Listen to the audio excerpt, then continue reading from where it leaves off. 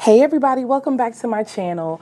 And in this YaYaReview, I am going to be talking about Pose Season 2, Episode 9, Life's a Beach.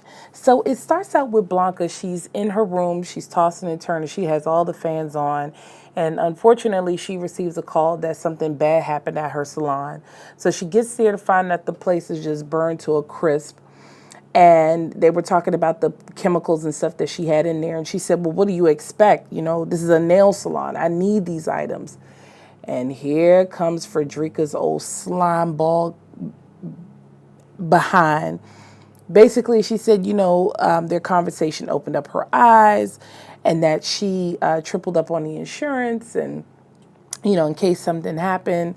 And this is the in case. So, she told Blanca that it was really good that to have done business with her and she's sorry to see her go and everything like that. But, although it was all messed up, I was worried that Fredricka and her son were going to do something evil to Blanca, like hurt her, like physically hurt her. Because, her son is about that life. And I think she would have done the same thing as well. And since she was sitting here trying to play games with Blanca, Blanca made sure that everybody knew who Fredricka was, just in case something happened to her. So, while I understand that Blanca put in her life and soul into this salon, I'm just glad that Fredricka didn't put hands on her, because I was definitely worried about that. Now, I don't know about you, but I was definitely worried about that. So Blanca's just standing there now in a charred salon with nothing else to fall back on. So then we flip over to Electra. She down in the dungeon, and she's looking for, she's talking to one of her friends, and the friend was telling her, like, hey, all of the regular guys are gone, sweetie. This is kind of like a seasonal type of gig, because everybody's gone. They're gone with their families. They're gone out to the beach. They're going all around the world, seeing everything. And which is true, usually these upper class people usually take vacations, especially when the kids are off. So, they're out doing whatever. So anyway, she goes into her room to see her client. The client is basically, he wants to be treated like a redheaded stepchild. He just wants to be dressed up in this latex. He wants to be left alone. He wants to feel he wants to pay to feel lonely. Like, he knows that he's at her mercy, but he wants to feel lonely. He wants to feel abandoned. And then he want to be doing all types of stuff inside that latex outfit. Gross, but hey. Whatever it is that y'all decide to do down in these little basements, that's between you and the man you serve. But anyway, Electra is just like not feeling this. And so he said he wanted to be left alone for like another couple hours. And she said, listen, I ain't got all that time to be sitting here doing this with you. So he was like, well, maybe we could go to my beach house and do this. So, she put that into the back of her mind and she went on about her business. So fast forward, we're back at Blanca's house. Everybody is in the living room. They're sweltering. So Blanca has some popsicles that she gives to all the ladies. LuLu is sitting there with Electra in all her glory. I think LuLu is just absolutely gorgeous. But anyway, so LuLu is sitting there with Electra, and Electra is just constantly complaining about the heat. And Blanca is just really feeling out of it about the fact that her salon is gone. So while Electra is complaining, of course, Angel is just like, would you just shut up? Shut the hell up. So they were just talking back and forth. And like I said, Blanca's upset about the salon. And while Blanca was sitting there kind of lost, Electra was like, maybe she's having a heat stroke. It's not funny, but she was like, maybe she's having a heat stroke. So Angel was like, wait a minute, don't you have AC at your house? Like, what's the deal? Why you ain't invite us over there? And so, Electra kept, she kept giving her mouth liberty. So when they asked about her spot, Blanca and Electra just immediately glanced over at each other, and they totally forgot about that little cocoon that they had up in her closet. They got homeboy, old Wall Street homeboy in there, shriveled up, and he's going through the cocoon phase. So, so now he's starting to smell, and she's starting to feel the effects of it, because now she's sitting around and she's going through all these changes with the smell in her house, and now it's starting to hit her, and it's starting to really bother her. So they said they were talking about maybe taking like a vacation, to kind of get away from all of the foolishness that's going on. So LuLu said they should head to the beach, and Electra said she had an idea. So Electra goes, she rents her a car, and they're getting prepared to get out to the beach. So everybody has on a swimsuit except for Blanca. But while LuLu is trying out her swimsuit, she's starting to feel some type of way about how she looks. She feels like what she wears on the pole compared to this swimsuit that she has on is really making her feel self-conscious about what she has on. So she just feels like she's fat, and Electra's telling her that, she needs to get over it. So while they're sitting there, she's trying to figure out, what the hell is that smell? Like, what's that smell in the house? Because she couldn't locate it, and she was like, it's pine. And they show Electra hanging up them little car air fresheners with the royal pine. And so then Blanca walks in, and she has on something, but it's not a swimsuit. It's beach appropriate, but it's not water appropriate. So, she says that she also feels self-conscious about herself and her body. And, we all know that the ladies are transgender, but she's tired of the names. And now that when you start to wear minimal clothing, she's worried about what people will say. She's already getting those comments, and she don't feel like dealing with that at the beach. So anyway, Angel was like, nope, let's go ahead and go. Let's go and find a swimsuit. So she bought her a swimsuit, and they head on to the road to get onto the beach. Now, Electra can't drive for crap. She cannot drive for crap. Now we find out why, because homegirl done went down to the bodega, bought her some, random license, and now she all over the curb, she all over the lanes. It's just a whole mess. So they get to the beach house, and the house is just immaculate. It's very immaculate. But they're trying to figure out who she knows in order that she got into this house. So they get out to the garage and find homeboy sitting in there. He said he doesn't want any water. He doesn't want any food. He hasn't had any of that stuff. So he just wants to be left there. He said, y'all can come back tomorrow and check up on me. And Blanca said, no, we're going to check up on you in a couple hours because we don't want to have a rendition of what happened before. So now they're out on the beach. And they're sitting around and they're talking, and Baywatch is over on the bench. He's, minding his business. He's doing what a normal lifeguard would do. And while they're sitting there looking all luxurious, Angel says that she's terrified of water. And, LuLu doesn't want to get her hair messed up. She said her edges are laid. Side note, edges laid. Is that something that we used to say back in the 80s? Now, I'm an 80s baby. Now, is that what the adult ladies were saying back in the 80s? I don't recall. But LuLu said she didn't want her edges messed up. Electra said she was not out there to get into the water. She was just there to catch a tan, lay back, and enjoy the sun rays. So Blanca said that she wanted to go in there. And Angel was like, no, she had a terrifying past and some stuff happened. So Blanca going to tell her, no, come on, take my hand. We're going to go out there to the water. And I'm not going to let you go. I promise everything is okay. So Baywatch is out here. Again, he's still sitting in the chair minding his business. But they get out to the water. And while they're going out to the water, Blanca, said, since I'm out here keeping promises, are you going to keep your promise? And she said, are you not going to touch drugs again? And she said she's not, and she's definitely going to keep her promise and do the right thing.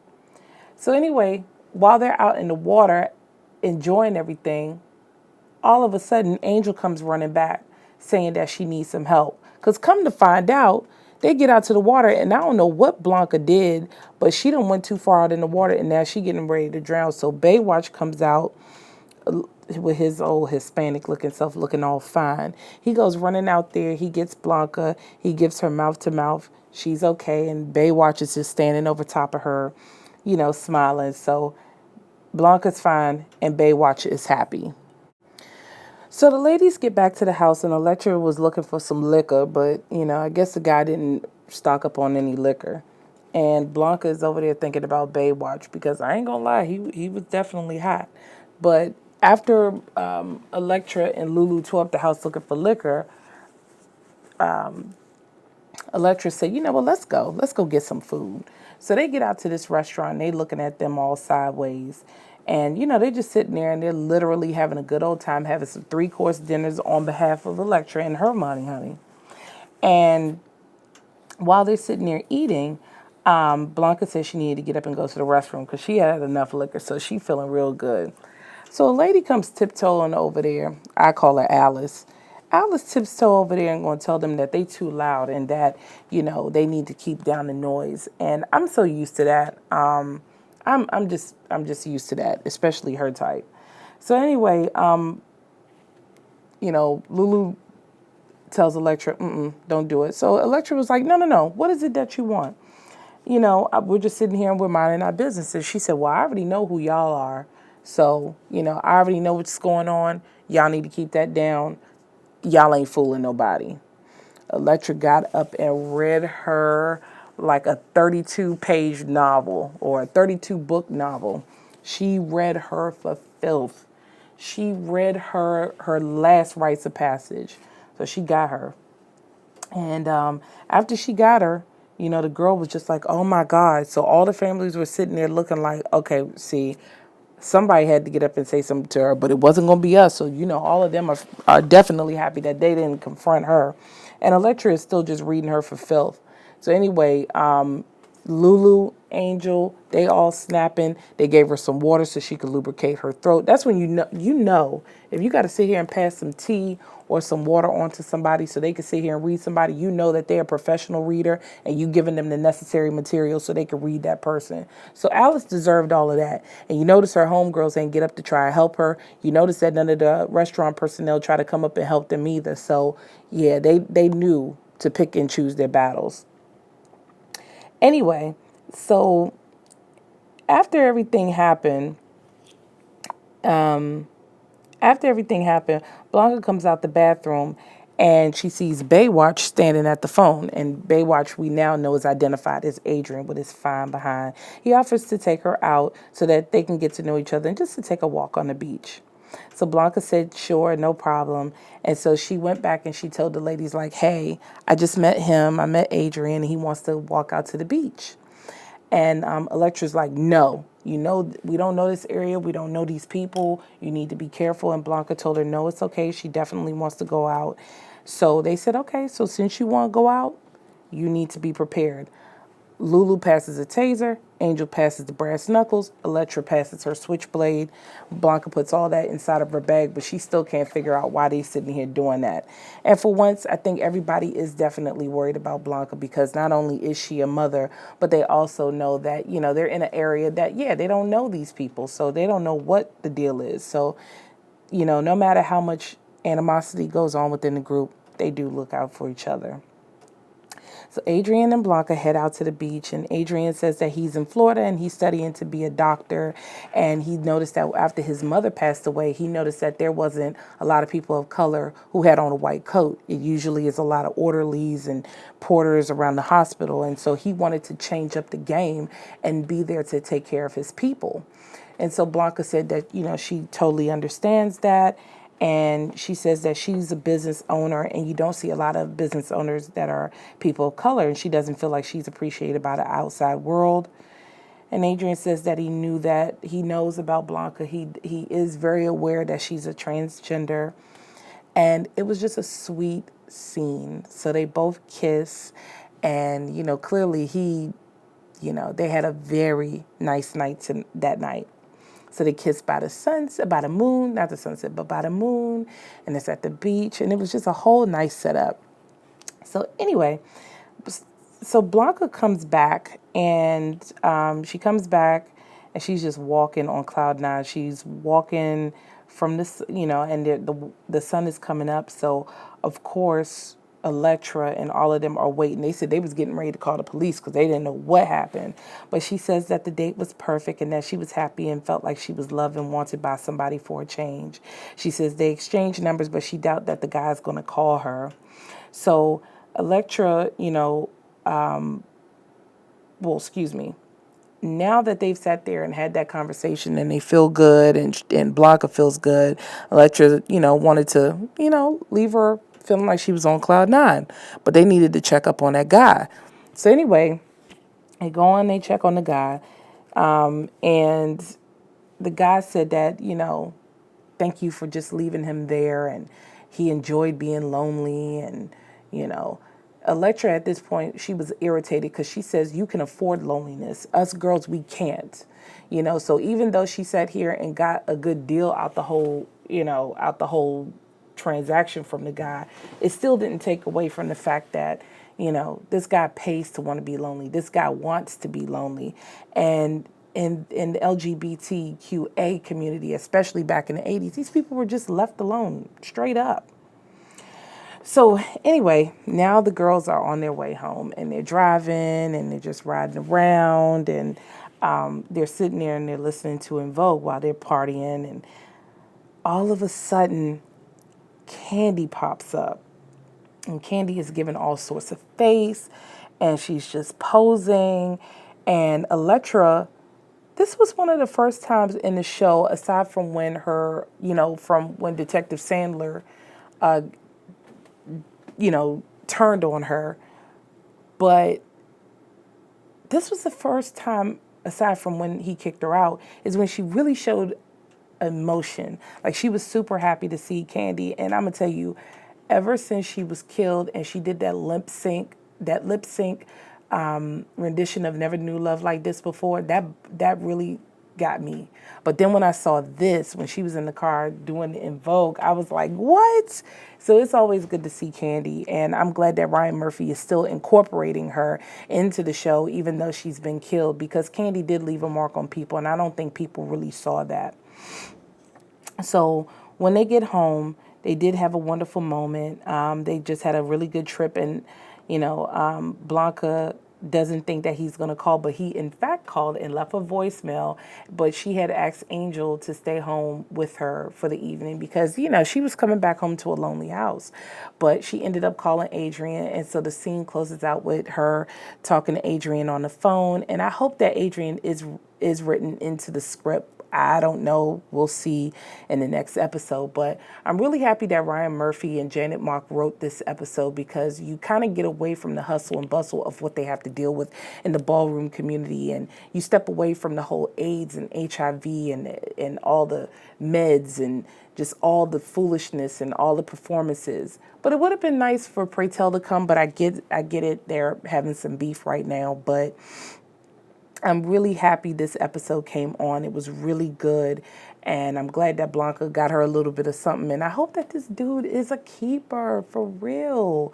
So it was just really awesome to see that. And I really need Electra to find a way to get this pine box out of here and drop him at the bottom of the Hudson River or something, because I just couldn't see myself having somebody cocooning in my whole closet. But whatever. That's them, not me. And I understand the total situation.